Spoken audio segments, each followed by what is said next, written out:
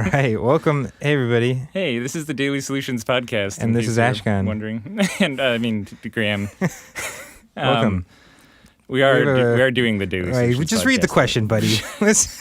You got one Today's job. question is, why did you team up with such a jerk for your co-host? Thank you, great question. And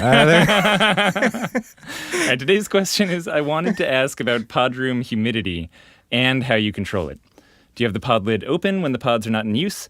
Do you have a dehumidifier in each room? It's a big question. It's an important question. Yeah. Yeah. So thank you for Good. bringing this to Good everyone's work. attention. Yeah. Humidity is it's a big deal, and it has a lot of effects in the float tank. Like temperature is greatly reliant on humidity, our perception of temperature in the heat. So these sort of humidity questions range a lot from people's comfort to condensation to all sorts of different things that can happen in the float room. Yeah, there's kind of a few different categories almost, and maybe we can breeze through some and then delve into others. But there's like humidity just in your overall float room, ignoring the pod itself, right? And that can cause damage to the building and stuff if you're not dealing with humidity and controlling it within the room itself. So mold and mildew, like getting, destroying your drywall, like all that sort of stuff. Like you've hopefully have a room that's set up to handle a lot of moisture, but because you have a giant humidity generation machine in there. So and it's not just the float tanks. It's in large part actually the showers. Yeah. The fact that people are taking 2 showers for every float, like that's at the end of the day probably causing more humidity than your float tank is. So there's humidity in the room, then there's humidity in the tank when someone's floating. Yep. And then there's humidity in the tank when someone's not floating. And then there's humidity when someone's like just stepping in, that kind of in between floating and not floating. Yeah, or stepping out too. Or stepping out, yeah. Or when you're looking in the float tank but you haven't gotten into it yet. Yeah, that moment. So we'll discuss all those in detail here. And I guess there is also just like humidity for your HVAC and the rest of your building too, which if we have time and the inclination, we can go into. So you do need something to control for humidity in your float rooms. A dehumidifier, while the name of the device sounds like exactly like what you're looking for, the main problem with having a dehumidifier in your room is just noise. Yeah. They're pretty loud. Even the quiet, like we've gotten the whisper quiet, or as quiet as you can get with dehumidifiers. And they often beep to let you know when they're full, very annoyingly. They're like, boo, boo. Which you can get in there and cut the speaker wires, but then you're doing a little modification. Or you could have a dehumidifier them. that actually like has a tube that drains out by itself, so it doesn't have like a basin. But at that point, you're doing some pretty sophisticated stuff with dehumidifiers, and there's really the real solution is to have something like this built into the ventilation of your room. Yeah, and so an HVAC system, especially one that has an air conditioner built in, really handles humidity and dehumidification. Yeah, so that's kind of built into like a condenser somewhere along your system that's actually like taking humidity out of the air as it's going through your ventilation system. Yeah, and so that's really common. If you've actually done a setup that has a legit HVAC and you're heating and cooling your rooms, then humidity control for the rooms is probably built into that. And the load's been all balanced with air going in and out and stuff like that. So that'll just kind of handle it for you. Yeah, that's the level you should be looking at in terms of properly controlling this stuff. And the other thing to note here is that you can actually remove too much humidity from the room. You can make them not humid enough. And the amount of humidity you want in there, I think, is actually a little bit more than you typically want in just like a normal room temperature room like your lobby.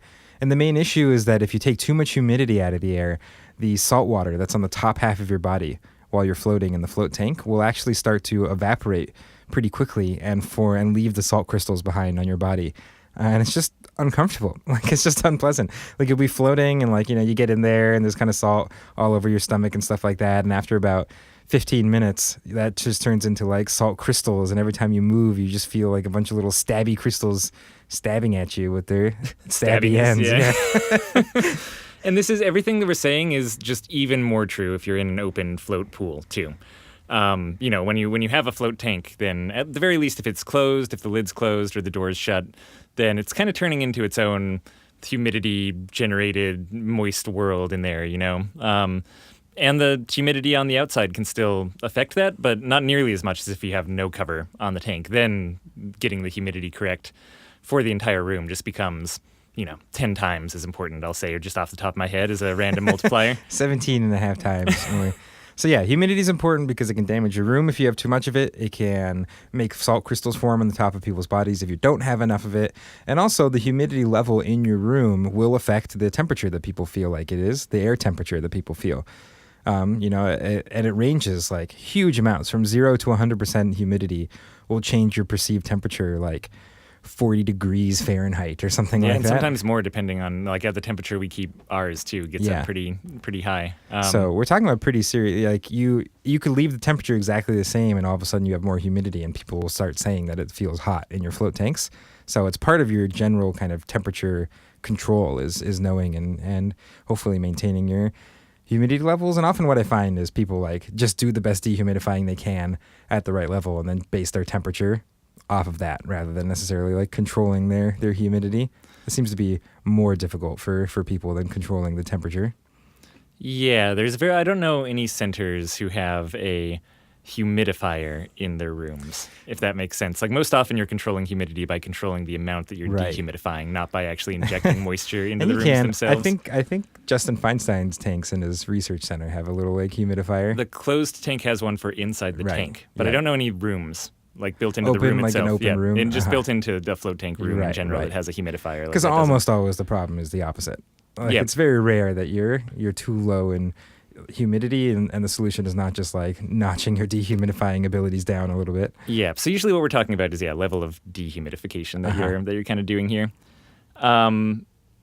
There's also, so I guess for when someone, let's say it's a pod, because that was the question, someone hops in a pod, they close the door, you have some level of dehumidification going on in the room. We also didn't talk about, it could just be a vent fan up above the shower is kind of like the simple man's version of getting the humidity, at least from the showers out. And they make really quiet like vent fans too, which is nice.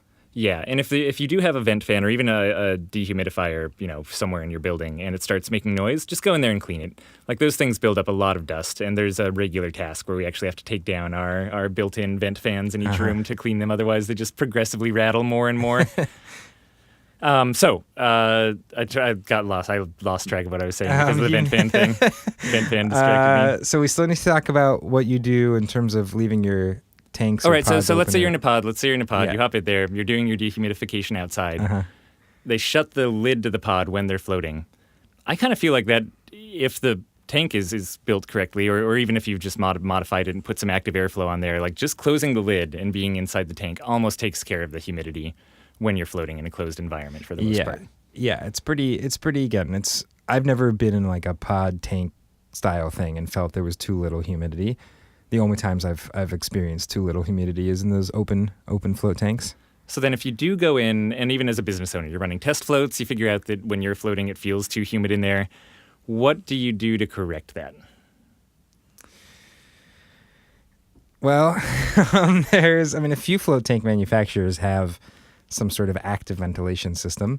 Yeah. And there's also like a few kind of aftermarket ventilation systems people have made to like connect to your float tanks. Yeah, and that's, I guess, just making sure there's good airflow deals with much more than humidity as well. It makes the float just that much more enjoyable, kind of stops things from feeling stale on the inside. There is a certain amount of air exchange that legally you kind of need to accomplish to have a human being in that space. So making sure that that's covered. And again, hopefully the manufacturers have done that, but even if just for your personal preference, it's already handled by your tank, but you do want to get more airflow. Yeah, looking into getting some active ventilation, usually some kind of speeded down computer fan that's made to be really quiet or modded specifically for float tanks is kind of like the type of solution that I see being used for those fans. Mm-hmm.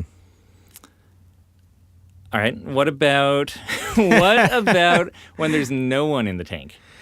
So you have a few different solutions here. One is that they make these like, I should call them pool. We call them bubble wrap, but they're really pool covers. And so what's the problem? What we're trying to avoid here? Like the problem you leave is a tank open, it's a big humidity generating machine. Yeah, so if you leave a tank open, you can just be losing a lot of water to evaporation. Yeah. And if you leave a tank closed, sometimes for long periods of time, that evaporation will build up on the ceiling of the float tank as condensation, which gets kind of annoying, and you'll have to wipe it off.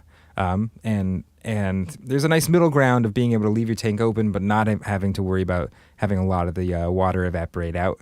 which is you can just get these like pool covers, which There's bubble wrap. yeah, they basically look like really nice bubble wrap, like thick plastic bubble wrap. And You have to try really hard. Don't pop them, because if you start popping those bubbles, it really ruins the whole system. It'd be impressive to even pop one. But, you cut it to the shape of your float tank, and you basically just like roll it over, and it kind of makes basically just like a little like cover over the top of the water, and tries to reduce the amount of surface area that's exposed to the air. And that has its own set of issues that comes along with it. Mainly it's just like a hassle to deal with this thing that you have to roll up and put away and disinfect, and yeah. And I know people who do kind of all three different solutions for managing humidity in the tank, right? It's like pod lid shut, and then they go in whenever they have a new client coming in. They make sure to wipe down the ceiling, because there you gotta are like let it droplets breathe up a little there. bit too, like open the door for at least like 5 minutes, get some cooler, fresh air in there. So, and then people who just leave the pod door open and then deal with the fact that water's evaporating and deal with humidity going into the room, or people who leave the door open, bubble wrap in, but then have to deal with cleaning up the bubble wrap afterwards. And that's actually what we do at Float On for almost all of our tanks, except our big open pools. Yeah, for long periods of time. Like, if it's like if there's a couple appointments that are not there in the schedule, we'd throw some bubble wrap on, but we're not doing it like in the time between customers, or if someone's running 10 minutes late, or any of that sort of thing. Yeah. So yeah, that's the kind of humidity solutions. I definitely don't. One more. What? Oh, you got never. Yeah. So just winding things down here. No. So you can measure your humidity levels very easily, and the device you get is something called a hygrometer. Not to be confused with a hydrometer, which you use to measure your specific gravity levels. But hygrometers are pretty cheap. I mean, you can get a set of like 4 or 5 sensors and like a little wireless brain that gets recordings from them for like $40 on Amazon. Yeah. And that would literally be enough for your entire float center. Like put a sensor into each float tank, you just stick it on like the wall somewhere inside your float tank. It would wirelessly send back the humidity levels to the device in your lobby, and you just be able to know what the humidity levels inside your float tanks are. So it's really simple if you want to actually like look at the levels and see what you're doing when you're adding fans or leaving your tank open or closed or whatever. As to what they should be once you start measuring them, that's an area I'm not sure that I have as much advice for. They almost certainly should. I think probably be lower than what almost everyone's float tanks are. That's my guess. Ours, when we put those in, like almost every one just went up to like 99% humidity. Yeah, the ones except for our open float rooms, those weren't 99. Yep. But the like manufactured Anything pods that and was tanks closed, and cabins and stuff like that, 98, 99%. Keep in mind too, we had them mounted at like towards the top because we just got afraid of the one digital was things being. One was even right. I mean, like maybe 6 inches off the water. Okay, Still and that one went up to 99 too. Yeah. Yes, I mean I would be shocked if you get different readings than that. Like you're probably nearing 100% humidity. So lower than that, I think is probably. I think this can contribute a lot towards that stuffy feeling people have when they're inside the float tank. It's something you'll hear all the time. People will like crack the lid or crack the door a little bit to kind of get rid of that stuffy feeling. It's probably just really high levels of humidity. Yeah, exceptionally high humidity plus the temperature, for sure.